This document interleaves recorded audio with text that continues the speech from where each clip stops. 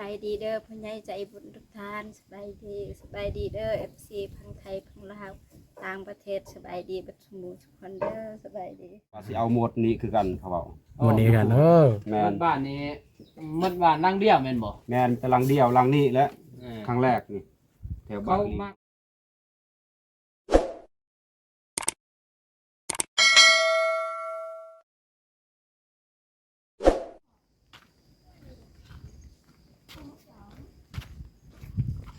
พี่น้องเนาะก็มาบ้านน้องเดิมคือเก่าพี่น้องเอ้ยก็มาอัปเดตแต่ละมื้อก็ได้มาอัปเดตพี่น้อยอัปเดตให้พี่ๆพ่อๆแม่ๆได้เบิ่งพี่น้องเนาะก่อนสิเข้าไปหาน้องเดิมแล้วก่อนสิไปเบิ่งเรือนน้องเดิมกันทักทายสวัสดีเด้อสวัสดีพ่อแม่พี่น้องทุกคนเนาะยินดีต้อนรับอาตูนชาแนล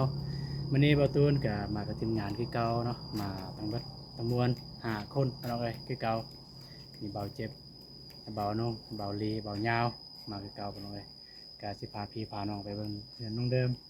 แต่บ่ฮู้ว่าไอ้สร้างเพิ่นเฮ็ดฮอดสายแล้วเมื่อวานนี้ก็ทางทีมงานเฮาก็ได้อัปเดตไว้แล้วเนาะโอเคแต่ว่าจังได๋ก็ไปเบิ่งกันเลยไป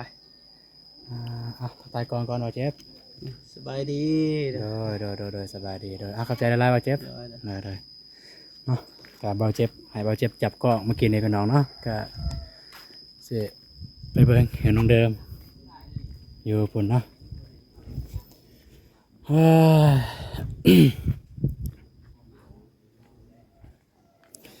คือเก่าพี่น้องเอ้ยก็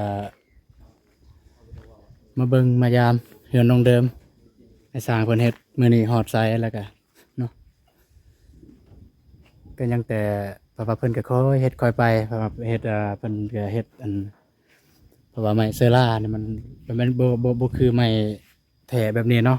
กันไม้แบบนี้เฮาสิตอกอะไรก็ได้เพื่อมันก็มีบางไม้ที่มันบ่แตกไม้เซราเนี่ยไปตัดเพราะว่าไม้ก็มีจำกัดแดพี่น้องเอ้ยเพิ่นก็เฮ็ดค่อยๆเฮ็ดค่อยไปยามมันแตกยามมันหักก็มันสิบ่พอหรือบ่ครบจังซี่เนาะก็บ่ว่ากันพี่น้องเอ้ยเฮาก็บ่อยากบังคับนายสร้างปานใดเพิ่นก็สุดคุมสามารถของเพิ่นนั่นแหละพี่น้องเอ้ยเพิ่นเฮ็ดก็ทุกมื้อเพิ่นบ่ได้พักบ่ได้หยุดบ่ได้หย่อนเนาะแต่ว่าตอนนี้ไอ้สร้างเพิ่นสิแม่นเพิ่นไปกินข้าวแล้วพี่น้องเนาะ นี่เมื่อวานนี้ก็เฮ็ดเบื้องนี้เพิ่นก็ค่อยเฮ็ดค่อยไปพี่น้องที่บ่ตูนท้ายประมาณนี้นี่ก็ขึ้นเทิงแล้วมื้อนี้น่าจะแล้วเบื้องนี้แล้วเพิ่นแอมมานี่โอ้งามเลยพี่น้องเนาะงามยังครับว่างามดีเพิ่นเฮ็ดดีหลายเนาะพี่น้องเนาะ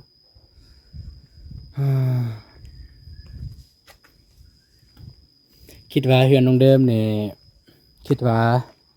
ถ้าเฮ็ดแล้วเนาะเฮ็ดแล้วนำมาเทพื้นเนี่ยโอ้คักสุดงามเลยพี่น้อง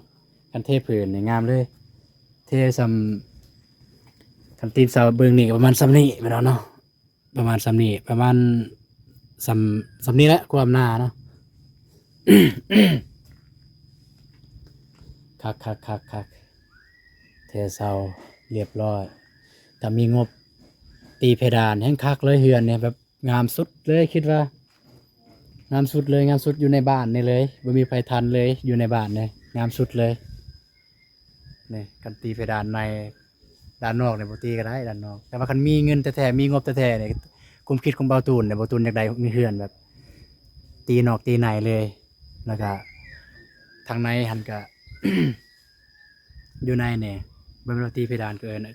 ใส่หยังเนาะใส่เพดานด้วยกันนะใส่แต่คล้ายๆแอมอยู่ไหนอะนะให้มันคือเฮือนก่ออยู่ทางในหั่นเนาะกันความคิดของเบาตูนเนาะอันนี้คือไม้ของไอ้เบาอนงเสือตอนนั้นคันใดขึ้นกันยังบ่มีเทื่อไปหน่อยเนาะตอนนี้ก็ไอ้ช้างเฮาก็มาเรียบร้อยไปหน่อยก็เพิ่นไปใส่บ่ฮู้ได้สิไปทักทายไอ้ช้างกันสวัสดีไอ้ช้างลามเด้อมาแต่ไสเมื่อกี้นี่มาแต่เบิ่งเขาเฮ็ดเฮือนอยู่พุ่นเฮือนบ่ตุยเนาะไปเบิ่งไปเฮียนนำเขาบ่แล้วไปบอกเขาเฮ็ดบ่ได้บอกมีแต่ไปเบิ่งซื่อไปสังเกตการณ์แม่นเขาหมดใดเขาเฮ็ดเป็นที่ใดนั่นใดแน่แบบว่าไปเบิ่งของเขาแล้วใดของเฮาเป็นแนวใดแม่นดีเป็นการดีคือกันเนาะเขาว่าสิเอาหมดนี้คือกันเขาเว้าหมดนี้กันแม่นบ้านนี้มันบ้านนั่งเดียวแม่นบ่แม่นแต่หลังเดียวหลังนี้และครั้งแรกนี่ แถวบ้า เขา นนี้ มักเด้เขาว่า ในช่องกับลังตอนนั้น โอ้เฮ็ดแบบนี้โลด แม่น ลังพัก เขาสิเอาตามแบบนี้เขาบอก ลังพักคือกัน เฮ็ดแบบเดียวเลย แบบเดียวเป๊ะ โอ้ นั่นน่ะสบายดีไอ้น้อง โดยสบายดีเด้อ FC ทางบาวตูนเนาะ ได้ โดยแล้วพ่อแม่พี่น้อง มาหาทางน้องเดิมเก่าพี่น้องไอ้มี ได้ อัปเดตนี่แหละแล้วก็มาเอาเพื่อนบ้านพวกเอี่ยมนี่แหละ ได้ ของเบาลีเพิ่นมาส่งแล้วก็สิไปเพิ่นแหละบ้านน้องสลีพี่น้องไอ้เนาะ FC เพิ่นบอกให้ไปหาแหน่ แม่ เบาลีเพิ่นจะได้เบาลีก็สิได้เดินทางกลับอีกพี่น้องไอ้เนาะก็ยังอีกบ่ดนดอกก็ยังนี่ก่อนที่เท่าไหร่ที่เก่า ที่เก่าแล้วมันเนี่ย เนี่ย เก่ามาที่11 12ก็กลับแล้วล่ะเพราะว่าเราก็ไปเฮ็ดนั่นคือว่าบุญทางน้ำแม่ย่าแม่เฒ่า แม่เฒ่า มันไม่เท่าพี่น้องเองเนาะโอ้ย จะไปหาน้องเดิมกัน เต็มหมด ได้ โดย สบายดีไอ้ร้อยสบายดีก่อนได้ เต็มหมด เนาะก็จะไปหาน้องเดิมก่อนพี่น้องเนาะกับบัวน้องเดิมประเทศยัง มาเฮือนน้องเดิมก็ต้องไปหาน้องเดิม เนาะสบายดีน้องเดิมสบายดี สบายดีเด้อไอ้ตุนสบายดีเด้อพ่อใหญ่ใจบุญทุกท่านสบายดีเด้อ FC พังไทยพังลาวต่างประเทศสบายดีเบัดสมบูรณ์ทุกคนเด้อสบายดีสิไปเฮ็ดของกิน เฮ็ดของกินแป๊บสิถามก่อนเนี่ยอุ้ยน่ะแปลกมือนี่เนาะแต่งตัวนะไปเล่นไซนะแต่งตัวนะทาศพทาหยังนะศพแดงพี่น้องเอ้ย บ่ได้ไปเล่นไส บ่ได้นัดผู้บ่าววะบ่แม่นได้นัดผู้บ่าวติแต่งตัวนะ ศพมันแตก ศพแตกก็เลยทาสีศพ โดย ทาลิปสติกไอ้มีอยู่ได้กันศพแตกนะบ่ได้แดงเอาลองให้น้องลองใส่ก่อนบ่ได้แดงของอ้ายมันเป็นลิปมันเป็นวัดเซาลินนี่วัดเซาลินเนาะพี่น้องเนาะวัดเซาลินให้ลองใส่ก่อนคันน้องมักแหละให้สิซื้อตัวใหม่มา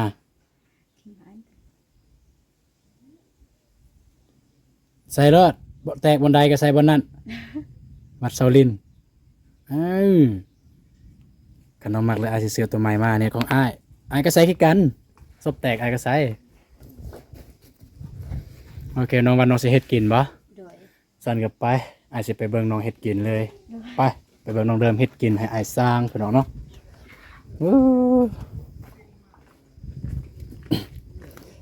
จักโมงแล้วนี่ โอ้โห อ๋อบ่ฮู้โมงนึง เฮ็ดหยังเฮ็ดกินเหรอ เฮ็ดกินสิให้พ่อๆแม่ๆ FC ได้เบิ่งทางน้องเดิมเฮ็ดกินพี่น้องเอ้ยเนาะก็เป็นจังไดก็เบาตูนสิถ่ายเป็นช็อตเอาเนาะข้างน้ำบ่เนี่ยคือหลายแท้น้ำนี่เสียดหยังกินนี่ สัตว์น้ บ่ ำสิเฮ็ดไว ต้มไว้ลวกไว้มีว่าซั่นซะเนาะหรือว่ามาม่าพี่น้องเอ้ยทางน้องเดิมก็สิเฮ็ดมาม่าเอาเนาะมาแล้วมาม่ามีแต่3ห่อนี่บ่คัน3ห่ออ้ายคิดว่าสิน้ำคือสิหลายคัน3ห่อ ๆประเด็น พอดีป่ะเคยเฮ็ดแนวนี้ทำนี้สำนี้ โดย โอ้เนาะเอานั่งก็บ่เอาถ้วยบวงบ่เอาอันนั้นมาใส่มันงามนี่พี่น้องเอ้ยเนาะถ้าน้องเดิมเฮ็ดผิดพลาดประการใดหรือเบาตูนเฮ็ดผิดพลาดประการใดเนาะต่าง FC ทุกท่านพ่อๆแม่ๆเนาะก็สามารถตำหนิติชมได้ก็บ่ว่ากันพี่น้องเอ้ยจะคอมเมนต์หรือทักหาส่วนตัวก็ได้กับเบาตูนกับยินดีเอามาเป็นบทเรียนพี่น้องเอ้ยเนาะนี่เห็นบ่ไอ้เว้าเห็นบ่เอาถ้วยเอาบ่วงเอาจานนะมาเอาใส่จานแล้วก็บัดเดียวเลยมาถอกใส่มันสิง่ายเนาะก็น้องเดิมเฮ็ดกินให้ไอ้สร้างทางไอ้สร้างเฮาก็ยังบ่ทันได้กินข้าวตอนนี้ก็12 โมงแล้วพี่น้องเอ้ยอ้าวไก่หั่นมันสิกินผักเจ้าแล้วน้องเดิม เนี่ย ไก่ผู้ใดน่ะไก่จะบ่ บ่แม่น หน่อยพี่น้องเนาะมาสิซุ่มไฟซอยน้องเดิมพี่น้องเอ้ย พี่น้องไอ้สร้างเพิ่นสิหิวท่าโดนแล้วเอาสินางลินกับน้องเดิมพี่น้อง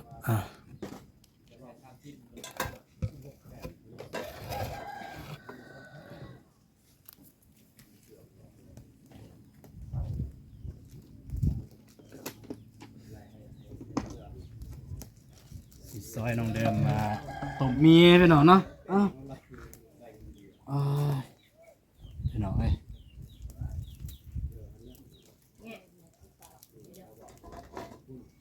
บ่มีผักบ่มีหญ้าบ่ใส่ผักหอมบ่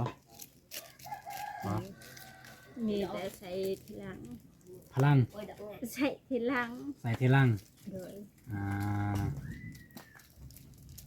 ใส่ทีหลังพี่น้องเพิ่นว่าเนาะคือบ่เฮ็ดท่าแต่โดนเลยพี่น้อยนี่คือไอ้สาวเพิ่นมาเพิ่นก็นั่งท่าอีก คิดว่าไอ้สร้างจะกินอยู่เพราะว่าตอนน้องเดินแม่เห็ดกินไอ้สร้างใส่เบิดบ่เห็น อ๋อบ่เห็นไอ้สร้าง โดย ไอ้สร้างนี่ก็พี่ลึกเนาะลักไปหาเมียน้อยไอ้สร้างเฮาเนี่ย เนาะพี่น้องเอ้ยหยอกเด้อแซวไอ้สร้างเพิ่นไปสังเกตการณ์เพราะว่ามันสบายจังไดเพราะว่าอยู่ในบ้านนี่มีอันน่ะเพิ่นเฮ็ดเฮือนใหม่พี่น้องเอ้ยเพิ่นเฮ็ดเฮือนใหม่แล้วเพิ่นเอาแบบตามเฮือนน้องเดิมเลยเพิ่นว่าเพิ่นมักแบบเฮือนน้องเดิมตามที่ไอ้สร้างเพิ่นบอกเมื่อกี้นี้ว่างามเนาะเป็นจังว่าอะไรงามเฮือนนี่แต่เป็นหยังคือบ่เอาไอ้สร้างทีมงานไอ้สร้างเฮาเลือกไปเฮ็ด อันนี้น้ำฝดจึงใส่คันมีขิงมีข่าใส่ขิงหอม บ่แม่ ขิงเนาะพี่น้องเนาะก็มาเบิ่งน้องเดิมที่กินยากๆแล้วจะมาสุดท้ายอัปเดตให้เบิ่งทางเฮือนเพิ่นเนาะทางเฮือนน้องเดิมมาฮอดใสแล้วเพราะเมื่อกี้ในบ่ตูนก็บ่ได้ไปถ่ายให้เบิ่งอยู่เทิงเพิ่นเฮ็ดฮอดใสก็มาทักทายน้องเดิมในนี้แล้วก็ไม่เห็นน้องเดิมเฮ็ดกินก็เลยมาทานน้องเดิมเฮ็ดกินพี่น้องเนาะก็มาทานไทยก็ทางทีมงานเฮาก็มาเรื่อยๆพี่น้องเอ้ยก็มาทุกมื้อจนกว่าแล้วพุ่นแหละพี่น้องเนาะจนกว่าสำเร็จเสร็จสิ้นพุ่นคันพี่บ่ค้ามาบ่เยียบก็จนกว่าน้องเดิมขึ้นเฮือนเลยได้มาคันบ่ตายซั่นซะคันบ่ตายจากกันถ้าบ่ตูนเองก็บ่ได้เมื่อบาดนะพี่น้องเอ้ยบ่ตูนก็เบาเจ็บเพราะว่าทีมงานเฮาก็คือเดินทางไปเรื่อยๆเนาะด้วยความว่าเฮาขี่รถคันเดียวเนาะขี่นำทีมงานขี่นำไอ้เบาลี่ไอ้เบายาวขี่รถใหญ่เมื่อฮอดที่พักก็90 โมงแล้วหรือว่า3 ทุ่ม 4 ทุ่มนั่นแหละพี่น้องเนาะสำนั้นแหละคือสิเมื่อบ้านก็มันเปรี้ยวบ้านทางบ้านบ่ตูนบ้านบ่เจ็บมันเปรี้ยวเมื่อบ่กล้าเมื่อมันเปรี้ยวแฮงคันมีบ้านคนเฮือนคนในแค่นี้นี่บ่มีบ้านคนพี่น้องเนาะมาสิได้น้องเดิมประเทศยังเนี่ยได้ล่างแล้วบ่ผักเนี่ย ล้างแล้ว ล่างตอนใดอ้ายคือบ่เห็นล่าง ตอนเช้า ล่างตอนเช้า โดย เอาไอ้ฝุ่นตอนสวยมันก็จับอีกไอ้ฝุ่น ปิดผ้าไว้ ปิดผ้าไว้โอเคเบิ่งน้ำฝดแล้วบ่ฮั่นสิฝดแล้วเนาะน้องเด่นไปไสน้องเด่นนะ อยู่เฮือนแม่ย่าเอ้ยซิม อยู่เฮือนแม่ย่าน้องซิม โดย ไปเฮ็ดหยังอยู่หั่น ไปเบิ่งหมู่มาแต่เฮ็ดเวียก ไปเบิ่งหมู่ โดยหมู่มายามเผา ไปเบิ่งหมู่มายาม โดย หมู่ไปเบิ่งเซียวซะเพื่อนมายามเพื่อนที่เฮ็ดเวียกนำกันอยู่เวียง อยู่ปักแส หมู่มายามคือบ่ให้หมู่มานั่งนี่เลย ยาแล้วเขามานั่งมาแบบดื่มแต่ว่า เขาอายพวกอายทุนเขามาอยู่เฮือน จักสิอายหยังเด้เนาะ อายบ่เคยเฮ็ด น่ะสิอายหยังทางเบาตูนก็พอได้จับโทรศัพท์แล้วก็จับติดตามเบาตูนเนาะ เพราะว่าซองเบาตูนก็ผู้ติดตามอย่างน้อยหน่อยพี่น้องเอ้ยเนาะก็บ่ว่ากันพี่น้องเนาะก็ต้องขอบใจที่แบบ FC สาคนใดที่ติดตามคนใหม่หรือคนเก่าเนาะก็ต้องขอบใจสำหรับคนใหม่แล้วก็ แล้วก็ขอบใจคนเก่าที่อยู่นำเบาตูนนำกันมาตลอดเนาะเนาะตอนนี้ก็คือนาสีได้แล้วพี่น้องเอ้ยใส่น้ำฟุตละบอลเนี่ยไอ้สร้างเฮาย่างไปย่างมาแล้วพูดไอ้สร้างเฮาเนาะย่างไปย่างมาแล้วพอหิ้วเข่าแล้วเนาะใส่เลยบ่ ยังทันฟดน้ำบ่ทันฟดกาเถือนะอยู่นี่ก่อนไอลีก็มาแล้วเป็นเนาะก็เพราะว่าไอลีก็ได้สั่งเติมใหม่บานประตูเนาะเพราะว่ามื้อนั้นเนี่ยทีมงานเฮามาก็บ่มีเป็นเนาะบ่มีอยู่ห้านบ่มีก็เลยบ่ได้ซื้อห้านที่มีปัดบ่มีคนขายห้านมีคนขายปัดบ่มีบานที่คือกันกับบานตัวเก่านี่เลยพี่น้องบ่มีก็เลยได้มามื้อนี้ก็ได้มาได้มาเอาอีก2บานทางไอลีก็มาส่งเนาะก็คือทางผู้ใหญ่ของไอ้บาวลีเพิ่นเนาะเอาเนาะสำหรับเบาตูนกับเจ้าน้อยก็มีแผนกับทีมงานก็ว่าสิไปบ้านตรงวายไปหาน้องซาลีพี่น้องเนาะเพราะว่า FC ก็หลายๆคนเซตไทม์บางคนก็เม่นในคอมเมนต์บางคนก็เซตมาถามมาจังไดเนาะเบาตูนก็บ่เห็นไปยามน้องซาลีแน่เพิ่นว่าเนาะก็ไอ้ต้นน้องซาลีแล้วก็ได้ยินข่าวๆว่า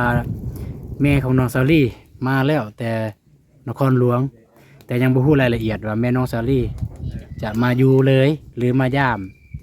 เนาะเพราะว่ายังบ่ทันได้ไปหายังบ่ทันได้ไปถามเนาะไม่แต่ว่าจักน้อยหลังจากที่ทีมงานเฮาอัปเดตอยู่นี่เรียบร้อยแล้วก็สิไปหาน้องซาลีเพิ่นเนาะก็สิได้ไปถามทางแม่น้องซาลีเลยว่าที่มานี้มันมาจุดประสงค์มีอย่างแน่เนาะจะมาอยู่เลยบ่หรือมายามแล้วก็คิดว่าหลังจาก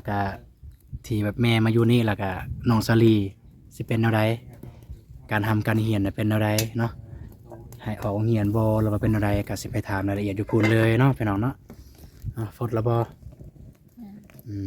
เนาะน้องเดิมก็เอ็ดกินพี่น้องเอ้ยมันจะต้มมีให้สร้างนะฟิลึกฟิเรือสร้างสิบ่เป็นผมสิบ่เป็นทรงผมมีว่าบัดนี้หรือว่าหน้ามีว่าหน้าไวๆหน้ามาๆไปหน่อยเด้ออาจจะบอกเด้อเวลาก่อไฟจังซี่ถ้าลมมาแต่พุ่นเอานั่นนี่มาบังจังซี่อันนี้มันจะซื้อนี่เอาจังซี่มาบังนี่ๆไม้แป้นไม่ยังก็ได้มาบังนี่เด้มันก็ถึกหม้อเฮาแล้วบัดนี้เนาะยิ้มตลอดเลยเนาะ